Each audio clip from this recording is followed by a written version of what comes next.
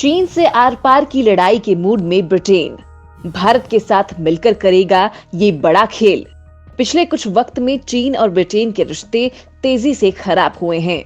Corona महामारी और भूमाफिया चीन की हरकतों ने आग में घी का काम किया है। लिहाजा अब चीन के खिलाफ ब्रिटेन भी आर पार की लड़ाई के मूड में है। संभावना यहां तक पहुंच गई है कि ब्रिटेन जल्द ही एशियाई नाटो के रूप में प्रसिद्ध क्वाड में शामिल हो सकता है।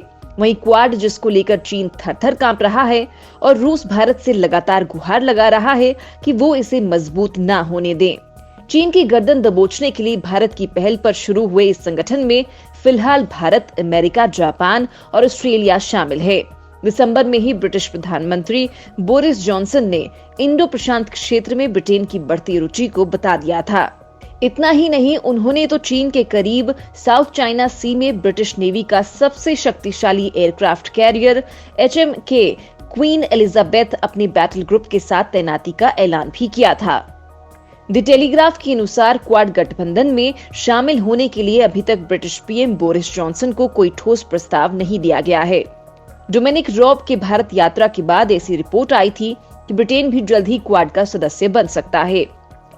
दरअसल क्वाड में वो सभी देश शामिल हैं जिनका चीन के साथ विवाद है। ब्रिटेन भी हांगकांग और साउथ चाइना सी को लेकर ड्रैगन से भिड़ा हुआ है। चीन से ब्रिटेन का क्यों बढ़ा झगड़ा? विशेषज्ञों का मानना है कि चीन के साथ हांगकांग मुद्दे पर बढ़ती तल्खी के बाद ब्रिटेन ने अपनी आर्मी को तैनात करने का फैसला किया है। ब्रिटेन पहले ही चीनी कंपनी हुआवे के 5G कॉन्ट्रैक्ट को रद्द कर चुका है। चीन लंदन स्थित HSBC बैंक के जरिए ब्रिटेन पर अपनी परियोजनाओं के लिए दबाव बनाने की कोशिश कर रहा था। चीन ने कहा था कि अगर ब्रिटेन हुवेई को उसका 5G नेटवर्क बनाने की अनुमति नहीं देगा तो वो भी ब्रिटेन में परमाणु ऊर्जा संयंत्रों के निर्माण का अपना वादा तोड़ देगा। ब्रिटिश अखबार द टाइम्स ने जुलाई में बताया कि ब्रिटिश सेना ने सुदूर पूर्व में क्वीन एलिजाबेथ को आधार बनाने की योजना तैयार की थी। इस एयरक्राफ्ट कैरियर की सहायता से आर्मी दूसरे देशों में अपने मिशन को अंजाम देने की योजना पर भी काम कर रही है। ये एयरक्राफ्ट अपने मिशन के दौरान संयुक्त राज्य अमेरिका और जापानी सेना के साथ संयुक्त अभ्यास में भाग ले सकता है। भारत और जापान भी बढ़ा रहे हैं आपसी सहयोग।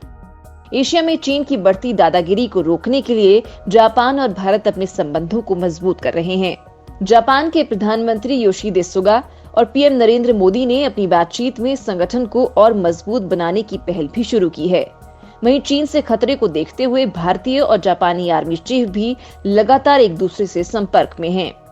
पिछले साल सितंबर में जापान ने भारत के साथ डिफेंस सेक्टर में लॉजिस्टिक और सर्विसेज के लिए बड़ा समझौता किया था।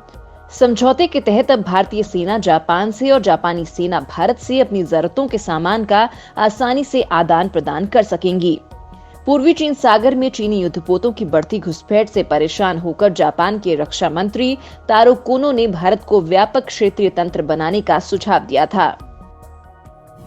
क्वाड से क्यों घबराया है चीन? द क्वाड्रिलेटरल सिक्योरिटी डायलॉग की शुरुआत वर्ष 2007 में हुई थी। हालांकि इसकी शुरुआत वर्ष 2004-05 में हो गई, जब भारत ने दक्षिण पूर्व एशिया के कई देशों में आई सुनामी के बाद मदद का हाथ बढ़ाया था। क्वाड में 4 देश अमेरिका, जापान, ऑस्ट्रेलिया और भारत शामिल हैं। मार्च में कोरोना वायरस को लेकर भी क्वाड की मीटिंग हुई थी। इसमें पहली बार न्यूजीलैंड, दक्षिण कोरिया और वियतनाम भी शामिल हुए थे। इस समूह के गठन के बाद से ही चीन चिढ़ा हुआ है और लगातार इसका विरोध कर रहा है।